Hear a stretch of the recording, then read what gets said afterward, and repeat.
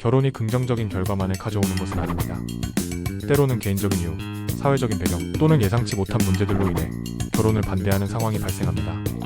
만약 결혼을 반대하는 사람이 있다면 그 이유를 가볍게 여기지 마십시오. 후회하게 될 결혼이 될 수도 있으니까요. 나중에 반대 이유가 현실로 나타나면 늦습니다. 결혼 전 이런 문제가 나타난다면 결혼하지 마십시오. 첫 번째, 재정적인 문제입니다. 결혼은 상당한 비용을 수반합니다. 주택 마련, 예식, 신혼여행 등 초기 비용 부담이 큽니다. 결혼 후에는 생활비와 자녀 출산과 양육에 필요한 비용뿐 아니라 책임감이 따릅니다. 또한 살다 보면 예상하지 못한 지출이 발생할 수도 있습니다. 이런 재정적 부담은 갈등의 씨앗이 될 수 있습니다. 결혼해서 두 사람이 힘을 합치면 된다는 막연한 생각은 도움이 되지 않습니다. 경제적 문제는 누구도 해결해주기 어렵습니다. 두 번째, 가치관의 불일치입니다. 서로 다른 배경과 경험을 가진 두 사람이 만나 결혼 생활을 시작하면 삶의 가치관에서 차이가 발생할 수 있습니다. 예를 들면 소비 성향, 가족 관계, 종교적 신념, 자녀 양육과 교육의 우선순위 등 다양한 측면에서 의견이 있다면 지속적인 갈등과 불화의 원인이 됩니다. 자신이 양보하면 된다고 생각하는 것도 금물입니다. 성격만 안 맞아도 힘든데 남은 인생을 함께해야 할 배우자와 계속 싸울 수는 없지 않습니까? 따라서 가치관이 매우 다르다면 결혼하지 마십시오. 결혼 생활의 만족도를 떨어뜨리고 결국 관계를 파탄으로 이끌어 이혼에 이를 수 있습니다.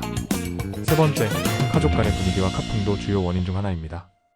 양가의 문화적 차이나 생활 양식은 두 사람에게 고스란히 이어집니다.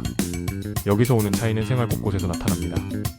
양쪽의 부모와 형제자매 간의 관계를 어렵게 하고 결혼 생활에 부정적인 영향을 미칠 수 있습니다. 가족 구성원 간의 갈등은 부부 당사자가 해결하기 어려운 예가 많으며 결혼 생활 전체를 위협하는 요인이 되기도 합니다. 따라서 내 가족과 다른 분위기라면 함께 어울리는데 상당한 문제가 생겨 결국 후회하게 됩니다. 특히 자신의 가족과 친밀하지 않아 보이는 상대라면 배우자로 선택하지 않는 것이 좋습니다. 결혼 후에 새롭게 형성한 가족 안에서도 비슷한 모습을 보일 가능성이 큽니다. 이외에도 성격이나 결혼에 대한 의미를 어떻게 생각하는지도 고려해야 합니다. 결혼이 개인의 삶을 제약한다고 생각하면 성실하게 부부 생활하기 어렵습니다. 또한 과거의 트라우마나 불안정한 정신 건강 상태, 사람 대한 신뢰 부족 등 심리적인 문제들도 결혼을 망설이게 하는 요인입니다.